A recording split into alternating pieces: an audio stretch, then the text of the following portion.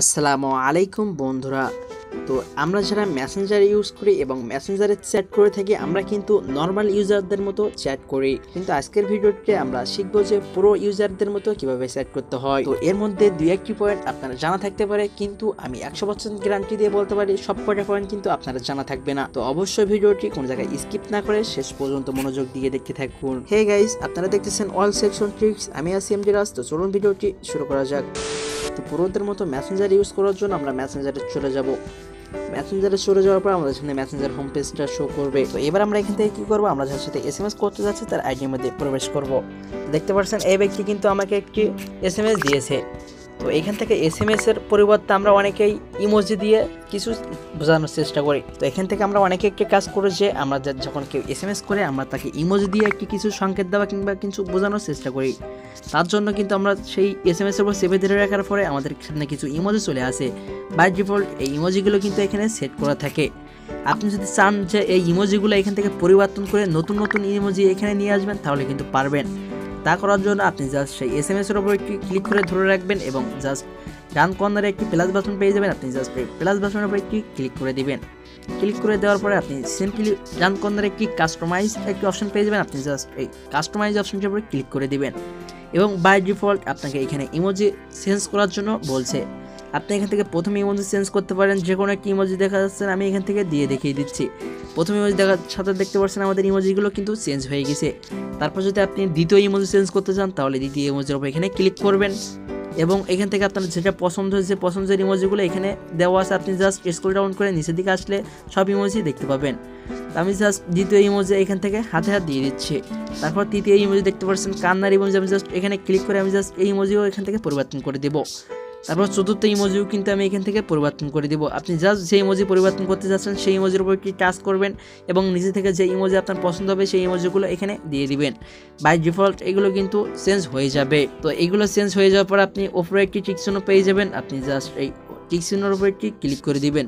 আপনি যখন এই টিক চিহ্নের উপরে ক্লিক করবেন দেখতে পাবেন যে আপনার সেই ইমোজিগুলো বাই ডিফল্ট কিন্তু এখানে সেট হয়ে গেছে। এবার যদি আপনি তার সাথে কোনো এসএমএস করেন এবং এসএমএস দিয়ে আপনি কোনো ইমোজি সেন্ড করতে চান তাহলে কিন্তু দেখতে পাবেন বাই ডিফল্ট আপনি যে ইমোজিগুলো এখানে সেট করে রাখছেন সেই ইমোজিগুলো কিন্তু এখানে দেখতে পাবেন। এবার আমরা দ্বিতীয় যে কাজটি সেই কাজটির সম্পর্কে জানবো। আপনি চাইলে কিন্তু আপনার চ্যাট ব্যাকগ্রাউন্ডে চেঞ্জ করতে পারেন। তার জন্য আপনি জাস্ট আই বাটনে ক্লিক করবেন। আই বাটনে ক্লিক করার পরে আপনি জাস্ট এখানে একটি অপশন পেয়ে যাবেন থিমস। আপনি জাস্ট এই থিমস অপশনটির উপর ক্লিক করে দিবেন। এখানে অনেকগুলো থিমস চলে আসবে, আপনার ইচ্ছা মতো একটি থিমস আপনি এখান থেকে সিলেক্ট করে নেবেন। আমি ধরুন এই থিমসে এখান থেকে দিয়ে দিচ্ছি। দেখতে পাচ্ছেন আমাদের ব্যাকগ্রাউন্ডটা কিন্তু কালারিং হয়ে গেছে, যা দেখতে অনেকটাই অ্যাট্রাকটিভ লাগছে। আপনারও এখানে যেরকম চেঞ্জ হয়েছে তারও এখানে কিন্তু সেরকম চেঞ্জ হয়ে যাবে। তো এবার আমাদের পরের সেটিংস, আপনি চাইলে কিন্তু এখান থেকে আপনার যে তলার যে অপশনগুলো আছে এই তলার অপশনগুলো অন্য রং করতে এখানে দেখতে পাচ্ছেন একটি রং দেওয়া আছে। আপনি কিন্তু চাইলে এই রংটা পরিবর্তন করতে পারেন। তার জন্য আপনি জাস্ট এই আই বাটনে ক্লিক করবেন। আই বাটনে ক্লিক করার পরে জাস্ট আবার এই থিমের উপরে ক্লিক করবেন। থিমের উপরে ক্লিক করার পরে আপনি একটু স্ক্রল ডাউন করে নিচের দিকে চলে আসবেন। নিচের দিকে চলে গেলে আপনার সামনে এখানে অনেকগুলো অপশন শো হবে। আপনি এখান থেকে যে রঙে সিলেক্ট করবেন সেই রঙে কিন্তু এখান থেকে সিলেক্ট হয়ে যাবে। আমি যখন এই রঙটা এখানে সিলেক্ট করতে যাচ্ছি, এই রঙে ক্লিক করার সাথে দেখতে পাচ্ছেন আমাদের কিন্তু নিচের অপশনগুলো সেই রঙের হয়ে গেছে। তো এবার আমরা আরেকটি সেটিংস দেখব। আপনি দেখতে পাবেন আপনার চ্যাটের ডান কর্নারে কিন্তু একটা লাইক চিহ্ন থাকে। আপনি যদি সেই লাইক দিতে চান তাহলে কিন্তু সেই লাইকটা কিন্তু যখনই দিতে পারবেন।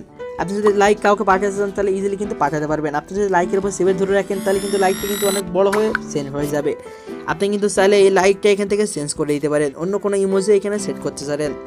তার জন্য আপনি জাস্ট আই বাটনে চলে যাবেন এবং আই বাটনে চলে যাওয়ার পরে আপনি এখান থেকে ইমোজি একটি অপশন পেয়ে যাবেন। আপনি জাস্ট ইমোজির অপশনটার উপর ক্লিক করে দিবেন। আপনি যখন ইমোজি অপশনটার উপর ক্লিক করবেন আপনার সামনে এখানে বাই ডিফল্ট অনেকগুলো ইমোজি এখানে চলে আসবে। স্ক্রল ডাউন করে নিচের দিকে আসলে আপনি হাজার হাজার ইমোজি এখানে দেখতে পাবেন। আপনার যে ইমোজিটা পছন্দ এখানে জাস্ট আপনি দিয়ে দিবেন। আমি দেখা যাচ্ছে আমি এই ইমোজিটা এখানে দিয়ে দিব। আপনি এখান থেকে যে ইমোজি দিতে যাচ্ছেন জাস্ট সেই ইমোজির উপর একটি ক্লিক করবেন। ক্লিক করলে কিন্তু সেই ইমোজি কিন্তু সেট হয়ে যাবে। দেখতে পাচ্ছেন আমার ইমোজি কিন্তু সেট হয়ে গেছে। তো আমি কিন্তু চাইলে এবার এখান থেকে কিন্তু ইমোজি সেন্ড করতে পারবো লাইকের মতো। আমি যদি সেভে ধরে রাখি কিন্তু এটা বড় হয়ে যাবে এবং স্বাভাবিকভাবে আমরা যদি ছেড়ে দেই তাহলে কিন্তু দেখতে পাচ্ছেন খুব চমৎকার আকারে চলে যাচ্ছে। তো আজকের ভিডিওতে আমরা যে সেটিংসগুলো দেখালাম সেই সেটিংসগুলো কি আপনি আগে থেকে জানছেন অবশ্যই কমেন্ট করে জানাতে ভুলবেন না।